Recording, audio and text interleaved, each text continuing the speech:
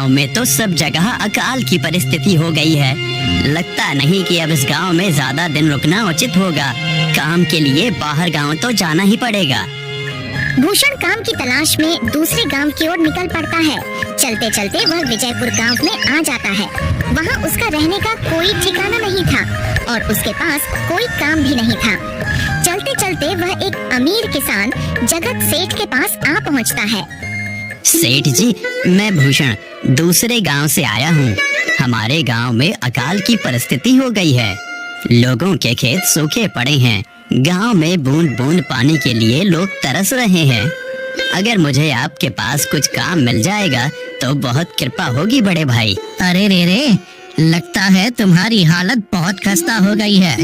ठीक है, वैसे मेरे पास एक काम तो है, पर लगता नहीं कि तुम वो कर पाओगे। सेठ जी, आप चिंता ना करें, मुझे आप कोई भी काम दे सकते हैं। मैं वो काम पूरी मेहनत और ईमानदारी से करूँगा। अच्छा ठीक है भूषण, तो कान खोल कर सुन लो। मेरे पास 50 गायें और 50 भैंसें हैं। तुम्हें हर रोज इन जानवरों का गोबर निकालना होगा और रोज सुबह शाम उन्हें चारा पानी देना होगा। महीने के आखिर में तुम्हें इस काम के लिए 200 रुपए मिलेंगे और हाँ, 2 वक्त का खाना भी हमारी तरफ से मुफ्त दिया जाएगा। बोलो, क्या तुम ये काम कर पाओगे? अरे बाप रे, 50 गाय और भैंसों को संभालना आसान काम नहीं है, पर अब मैं कुछ कर भी तो नहीं सकता। और ऊपर से सेठ जी 2 वक्त का खाना भी दे रहे हैं। ठीक है सेठ जी, मैं ये काम कर लूँगा, पर एक विनती है। हाँ बोलो भूषण, क्या बात है? सेठ जी, अगर आपको समस्या ना हो तो क्या मैं आपके गायों के साथ गौशाला में रह सकता हूँ? सेठ जी, मैं इस गांव में नया हूँ, मेरा रहने का कोई ठिकाना नहीं है। जग्गा सेठ थोड़ी देर तक सोचता है और भूषण को ऊपर से नीचे तक देखने के बाद उससे कहता है, ठीक है भूषण, तुम गौशाला में रह सकते हो। जी धन्यवाद सेठ जी। तब से भूषण गौशाला में रहकर अपना काम करने लगता है। वह रोज जल्दी उठकर गाय और भैंसों का गोबर निकालता, उन्हें चारा डालता और समय पर पानी भी पिलाता था। हर रोज भूषण अपना काम ईमानदारी और पूरी मेहनत से करता था। जगत सेठ को भी भूषण का काम बहुत पसंद आने लगा, क्योंकि वह अपना काम सफाई से करता था। एक दिन जगत सेठ भूषण को बुलाकर उससे बोलता है, भूषण, मुझे तुम्हारा काम बहुत पसंद आया है। तुम गाय और भैंसों का अच्छा ख्याल रख रहे हो, इसलिए दूध की गुणवत्ता भी बढ़ गई है और गायें पहले से ज्यादा दूध भी दे रही हैं। इसलिए मैं आज से तुम्हारी तनख्वाह बढ़ाकर पूरे 400 रुपए कर रहा हूँ। आपका बहुत बहुत धन्यवाद सेठ जी। कुछ दिन ऐसे ही बीतने लगते हैं। भूषण जगत सेठ के पास बहुत मेहनत और ईमानदारी से काम करता है। धीरे धीरे भूषण के पास अच्छा खासा रुपया जमा हो जाता है, जिससे वह अपने लिए छोटा सा रहने लायक एक कुटिया बनवा लेता है। उस गौशाला में सोकर तो नाक से गोबर की गंध अभी भी नहीं जा रही। अब आखिरकार मुझे अपने घर में चैन से सोने को तो मिलेगा। तब से भूषण जगत सेठ के पास गौशाला में काम करने आता और 2 वक्त का खाना खाकर अपने घर सोने के लिए चला जाता था। कई साल ऐसे ही बीत जाते हैं। भूषण की मेहनत के कारण उसके पास अच्छा खासा रुपया जमा हो जाता है। एक दिन भूषण जगत सेठ से बोलता है, सेठ जी, आजकल गांव में चोरी की समस्या बहुत बढ़ गई है और मेरे पास कुछ रुपए भी जमा हैं जो मैंने अपने घर में रखे हुए हैं, पर मुझे उन पैसों की चोरी की चिंता हो रही है। आपको तो पता है कि मैं दिन भर आपके पास ही काम करता हूँ और सिर्फ रात में ही घर सोने जाता हूँ, इसलिए मुझे रोज उन पैसों की चोरी की चिंता सताती है। हाँ भूषण, तुम बात तो बिल्कुल सही कह रहे हो। आए दिन गांव में नए नए चोरी के किस्से सामने आ रहे हैं और दिन भर तो तुम्हारा घर खाली ही रहता है, तो चोरी होने की संभावना तो जरूर है। जगत सेठ थोड़ी देर सोचता है और फिर भूषण से कहता है, देखो भूषण, ऐसे समय में तो गांव में एक ही जगह है जहां पर तुम्हारा धन सुरक्षित रह सकता है, और वो है जमींदार का घर। क्या जमींदार का घर? हाँ भूषण, इस गांव के जमींदार बहुत ईमानदार और दयालु हैं। ऐसा मैंने कुछ लोगों से सुना है और उनके घर पर बहुत सारे पहरेदार भी हैं, तो चोरी होने की संभावना बहुत कम है। तुम अपने पैसे उनके पास रख सकते हो। अच्छा, ऐसा है क्या सेठ जी? ठीक है, फिर आज ही मैं जमींदार जी से मिलकर बात करता हूँ और उन्हें अपनी समस्या बताता हूँ। उस दिन भूषण जमींदार जी के घर उनसे बात करने जाता है। ए टुंडको, कहाँ अंदर आए जा रहे हो? वहीं रुक जाओ। जी मुझे जमींदार जी से मिलना है। मुझे उनसे कुछ काम है। क्या काम है तुमको उनसे? मुझे जरा बताओ। जी मुझे कुछ पैसे रखवाने थे उनके पास, यही काम के लिए आया था मैं। अच्छा ठीक है, तुम अंदर जा सकते हो। नमस्ते जमींदार जी, मैं भूषण जगत सेठ के यहाँ काम करता हूँ। कुछ साल पहले ही मैं दूसरे गांव से यहाँ आया हूँ। अच्छा भूषण, बोलो तुम्हारा क्या काम है मेरे पास? जमींदार जी, मैं सालों से जगत सेठ के पास काम कर रहा हूँ और मैंने कुछ रुपए भी जमा कर लिए हैं। पर बात यह है कि गांव में चोरी की समस्या बहुत बढ़ गई है, तो मुझे अपने रुपए घर में रखने से डर लग रहा है। अच्छा, कितने रुपए जमा किए हैं तुमने? जमींदार जी, यही कोई 5 से 6 हजार रुपए होंगे मेरे पास। वाह, ये तो बड़ी रकम है। मैंने आपकी ईमानदारी के बारे में लोगों से बहुत सुना है, इसलिए मैं अपनी रकम आपके पास कुछ वक्त के लिए रखने आया हूँ। हाँ भूषण, तुमने बिल्कुल सही सुना है। तुम्हारी रकम मेरे पास पूरी तरह से सुरक्षित रहेगी। तुम अब चिंता ही छोड़ दो, मैं सब देख लूँगा। भूषण अपने पैसों की थैली जमींदार को दे देता है।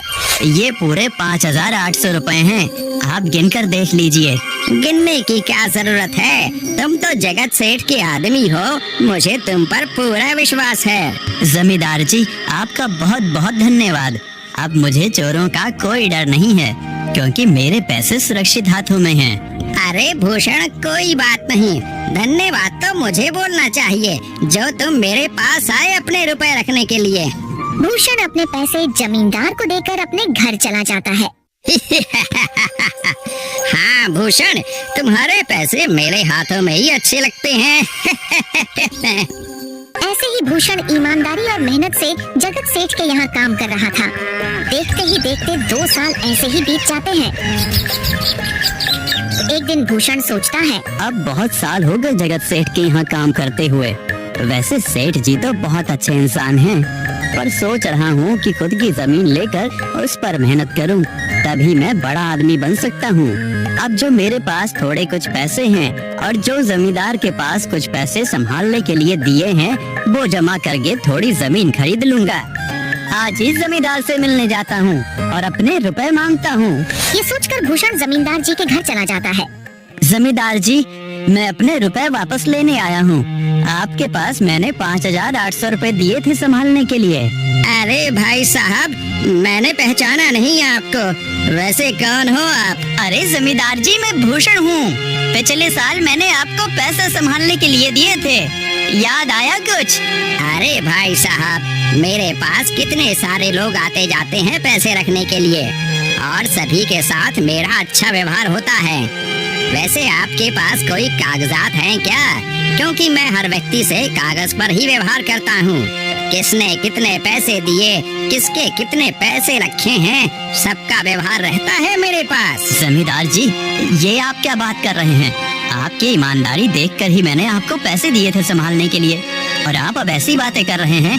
कृपया करके मेरे पैसे मुझे वापस कीजिए। हाँ भूषण, मैं ईमानदारी से ही काम करता हूँ, इसलिए तो तुमसे मैं डॉक्यूमेंट्स मांग रहा हूँ।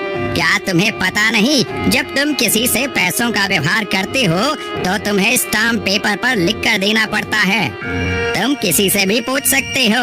नहीं जमींदार जी, मैं आपके पैर पड़ता हूँ, कृपया करके मेरे रुपए मुझे दे दीजिए। बड़ी मेहनत से मैंने वो पैसे जमा किए थे, मुझ पर ऐसा अन्याय ना करें। अरे क्या ये झूठ मूठ का रोना धोना लगाया है? लगता है तुम ढोंगी हो और मेरी ईमानदारी और भोलेपन का फायदा उठाकर मुझसे ये रुपए लेने आए हो। रुक, तुझे अभी सबक सिखाता हूँ। जमींदार अपने आदमियों को बुलाकर भूषण की पिटाई करने को कहता है। इसे तब तक मारो जब तक ये बेहोश ना हो जाए। इस 2 कौड़ी के आदमी ने मेरी ईमानदारी पर सवाल उठाया है, इसे छोड़ना मत। जमींदार के आदमी भूषण को डंडे से खूब मारते हैं। फिर भूषण दुखी होकर अपने घर चला जाता है। भूषण के शरीर पर घाव के निशान स्पष्ट दिखाई दे रहे थे। 2 दिन से भूषण घाव के दर्द के कारण जगत सेठ के घर काम के लिए नहीं जा पाता है, इसलिए अगले दिन जगत सेठ भूषण के पास आ जाते हैं। वह देखते हैं कि भूषण खाट पर सो रहा है और वह बड़ा ही चिंता में नजर आ रहा है। भूषण भाई, तुम 2 दिन काम पर नहीं आए, क्या हुआ भाई? तबीयत ठीक है ना तुम्हारी? कुछ समस्या है क्या?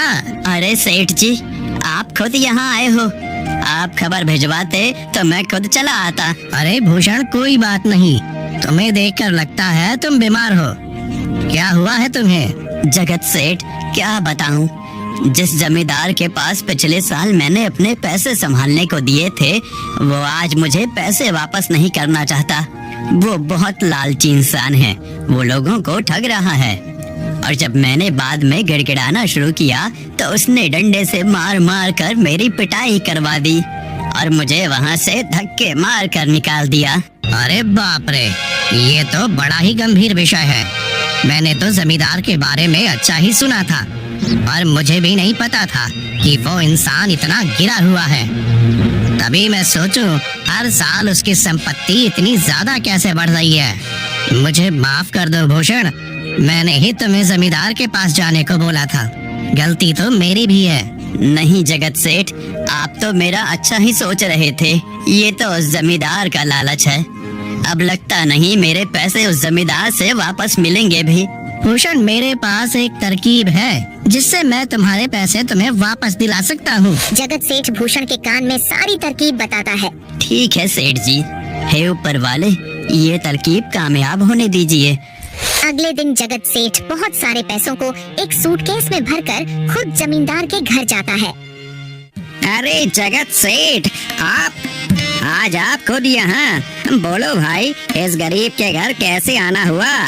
हमारा तो ये सौभाग्य है कि आप जैसे धनी आदमी के चरण हमारे घर में लगे हैं। नमस्ते जमींदार जी।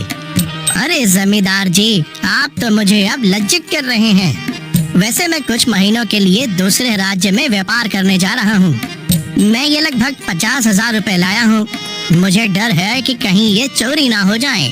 क्या आप मेरे सारे पैसे अपने पास संभाल कर रख सकते हैं? आपके सिवाय इस गांव में और किसी पर भरोसा नहीं कर सकता। अरे जगत सेठ, ये भी कोई पूछने की बात है? मेरे पास आपके पैसे बिल्कुल सुरक्षित रहेंगे। आप निश्चित होकर व्यापार करने जा सकते हैं। इस बार तो बड़ी मछली हाथ लगी है। बार बार ऐसा मौका नहीं मिलता। भारी माल हाथ में लगने वाला है। तभी वहाँ पर भूषण आ जाता है। अरे भूषण, तुम? अच्छा हुआ तुम आ गए। मैं तुम्हारे पास ही आने वाला था। मुझे माफ करना, उस दिन तुम्हें पहचान नहीं पाया। इतने सारे लोग मेरे पास आते हैं तो जरा परेशानी होती है, पर मैं अपनी बातों का बड़ा पक्का हूँ। हाँ रुको, मैं तुम्हारे सारे पैसे अभी देता हूँ। जमींदार भूषण के सारे पैसे उसे लौटा देता है। माफ करना भूषण, मेरे आदमियों ने तुम्हारे साथ उस दिन बदतमीजी की। मैं आज ही उनको काम से निकालता हूँ। भूषण बिना कुछ बोले वहाँ से चला जाता है। अरे क्या बात है जमींदार जी, आप तो अपने बातों के बहुत पक्के हैं। तो ठीक है, मैं अपने सारे पैसे आपके पास रख सकता हूँ। जगत सेठ इतना बोल ही रहा था कि तभी वहाँ जगत सेठ का नौकर आ जाता है। मालिक, अब आपको बाहर के राज्य में जाने की कोई जरूरत नहीं है। अभी अभी व्यापारियों का संदेश आया है और उसने कहा कि वो खुद हमारे गांव आ रहे हैं। अरे ये तो बहुत बढ़िया बात हुई। अब मुझे इतनी दूर नहीं जाना पड़ेगा। सुन रहे हो जमींदार जी, व्यापारी यहाँ आ रहे हैं। अब मुझे नहीं लगता कि ये पैसे आपके पास रखने का कोई मतलब होगा। चलो, आपका बहुत बहुत धन्यवाद। आपने इतनी ईमानदारी दिखाई मुझे। हाँ, पर अगली बार जरूर आपके पास ही आऊंगा। ऐसा बोलकर जगत सेठ और उसका नौकर वहाँ से अपने पैसे लेकर चले जाते हैं। धत तेरी की, ये क्या हो गया? ये 50,000 तो चले गए और जो भूषण के 5,800 रुपए हड़प लिए थे वो भी चले गए। आपका बहुत बहुत धन्यवाद सेठ जी। अगर आज आप ना होते तो मेरी सारी जमा पूंजी वो जमींदार हड़प लेता। भूषण, कोई बात नहीं। जो व्यक्ति मेहनत और ईमानदारी से कमाता है, ऊपर वाले उसका कभी बुरा नहीं होने देते, और जो हराम की कमाई का खाता है उसका कभी अच्छा नहीं होने देते।